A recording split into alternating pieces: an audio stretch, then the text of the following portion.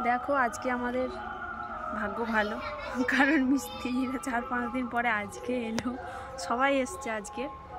তো আজকে আমাদের গান পুজো, তো মাইক চলছে, তোমরা শুনতে পাচ্ছ গান চলছে।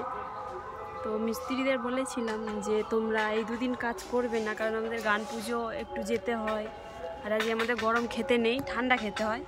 তো ওদের বলেছিলাম তোমরা এলে কিন্তু পান্তা দেবো, তোমরা এই দুদিন কাজ বন্ধ রাখো। তো ওরা আগে আসেনি, ওই জন্য এই দুদিনে ওরা এলো, তাই জন্য আজকের পান্তা। মানে আমাদের গরম জিনিস খেতে নেই, আমাদের গ্যাস উনান কোনোটাই জ্বালতে নেই, এই ঠান্ডা আজও কালো।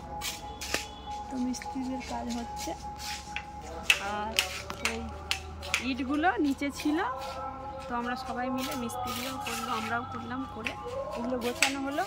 এবার রাস্তা থেকে মানে একজন বয়ে নিয়ে আসছে, আর আইস ঘরে আছে, আজকে স্কুল। ব্যথা হয়ে গেছে, নতুন ইট জল দিয়ে আরও ভারী হয়ে গেছে, 3-4 বার করে জল দেওয়া হচ্ছে, হলে আরও ভারী হয়ে যাচ্ছে।